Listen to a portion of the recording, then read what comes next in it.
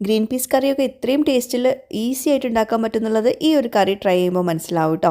സ്കൂളിലെ ദിവസങ്ങളിൽ ഭയങ്കര എളുപ്പത്തിൽ ഉണ്ടാക്കാൻ പറ്റുന്ന ഒരു കറി റെസിപ്പി കൂടിയാണ്. സോക്ക് ചെയ്ത് വെച്ചിട്ടുള്ള ഗ്രീൻ പീസ് കുക്കറിലോട്ട് ഇട്ട് കൊടുക്കുക. 2 സവോള, 2 പച്ചമുളക്, കുറച്ച് വെളുത്തുള്ളി, മഞ്ഞൾപ്പൊടി, ഉപ്പ്, വെള്ളം, വേറെ ഒന്നും ചേർക്കാൻ കേട്ടോ. എന്നിട്ട് 3-4 വിസിൽ വരുന്നവരെ ഒന്ന് കുക്ക് ചെയ്തെടുക്കുക. നന്നായിട്ട് ഗ്രീൻ പീസ് വേവാണ് കേട്ടോ. അപ്പോൾ ഇത്രയും വെള്ളമൊക്കെ ഉണ്ട്. ഇനി നമുക്കിത് വറ്റിച്ചെടുക്കാൻ വേണ്ടിയിട്ട് വേറൊരു പാത്രത്തിലോട്ട് കുറച്ച് കടുകും കറിവേപ്പിലും കൂടി വെളിച്ചെണ്ണ ചൂടാക്കിയിട്ട് ഇട്ട് കൊടുക്കുക. എന്നിട്ട് ഈ വേവിച്ച് വെച്ചിട്ടുള്ള കറിയും ഗ്രേവിയും കൂടി ചേർത്തിട്ട് നന്നായിട്ടൊന്ന് വറ്റിച്ചെടുക്കുക. കുറച്ച് കടല വേണമെങ്കിൽ ഉടച്ചെടുക്കുക കേട്ടോ.